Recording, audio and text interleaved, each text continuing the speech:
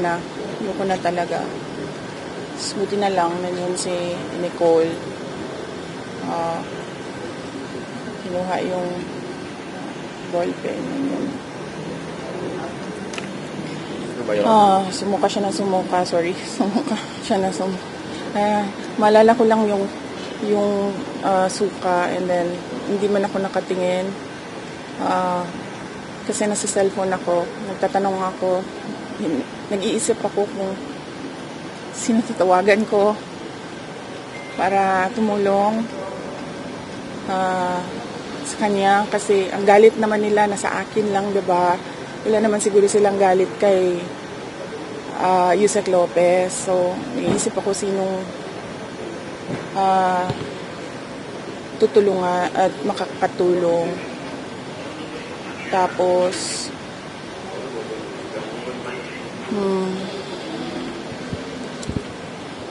so nag-collapse siya, tapos hindi ko alam kung ano nangyayari. So tinatawag ko siya, hindi siya sumasagot. Tapos may doktor na dumating, parang doktor niya ata yan, or referral ng doktor niya, hindi ko alam. And then kinausap nung mama ni Yusek Lopez yung doktor, nag-usap sila.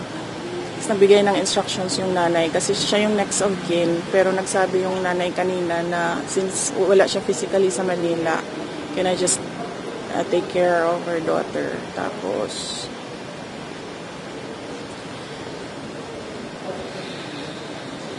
ano pong sabi ng police? Nakausap niyo po yung PNP regarding po dito sa incident? Wala pa, but we really plan to file cases. Walang tumulong sa amin kanina doon. We did not know if it was a heart attack. Hindi namin alam kung anong nangyayari sa kanya. And then, humingi lang kami ng tulong. Sabi ko, kahit sino na, doktor nyo, doktor namin, doktor na kung sino nandyan, ibigay nyo na sa amin. Wala talaga. Ma'am, sa St. Luke's po ba dapat gagawin? Yun ang sabi ng next of kin. So, At yun ang sabi din ng lawyer. Masusunod yung next of kin. Matutuloy po ba yung pagpalipat sa correctional facility? Hindi ko alam. Hindi ko na iniisip yan. Alam mo yung iniisip ko lang na baka mamatay siya, and then kasalanan ko pa, namatay yung kasama ko sa Office of the Vice President kasi hinahabol ako ng hinahabol. So, hindi ko na maisip yung correction na. Sir Bayawan, you have question?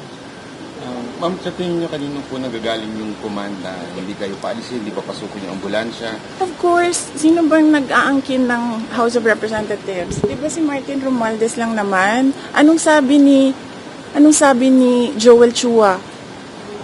Ni Congressman Joel Chua kay Congressman Pulong Duterte? Sundalo lang ako. Ano sabi ni Congressman Pulong Duterte sa kanya? Sundalo lang din ako. Pero pag isang sundalo nag-abuso, lalaban yung isang sundalo. And you can ask Congressman Pulong Duterte.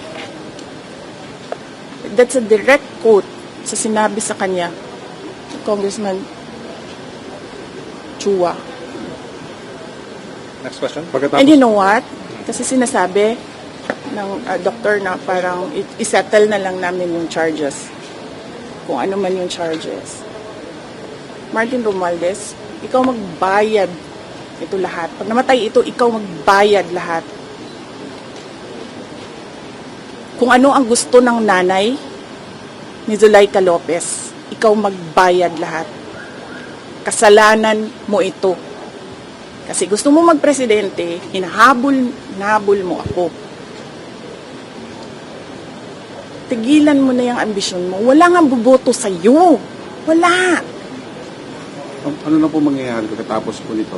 Anong plano nyo at anong hakbang ang gagawin nyo pagkatapos po? Nandun yung dalawang lawyers. So, na ako. Sabi ko, can I just think as a friend right now? Ayoko na mag-isip as a lawyer. So, sinabihan ko silang dalawa doon, kayo na mag-isip as a lawyer.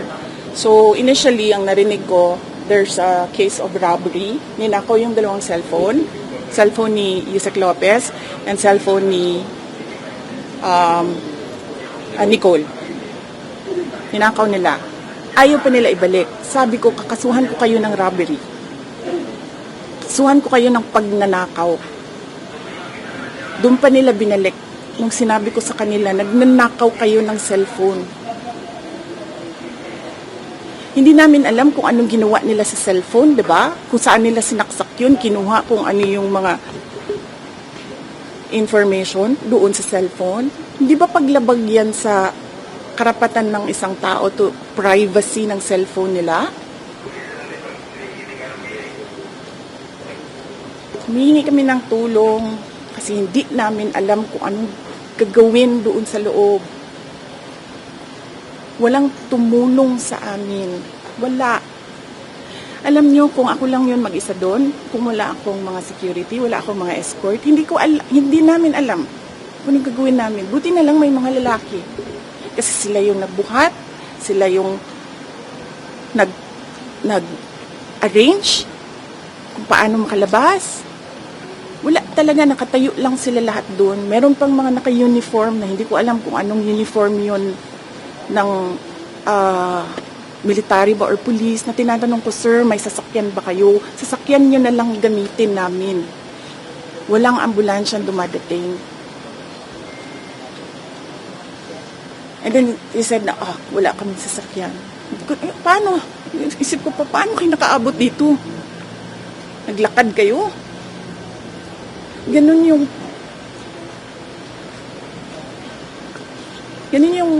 walang pakialam sa buhay ng tao. Hindi na nahiya sa nanay. Hindi naman akusado yan. Hindi naman convict yan. Research person yan na nagrespeto sa kanila kahit alam niyang mali yung ginagawa sa kanya. Nagrespeto siya. Kasi pakiusap ko, para na lang matapos, sige na lang, para na lang matapos, sige na lang.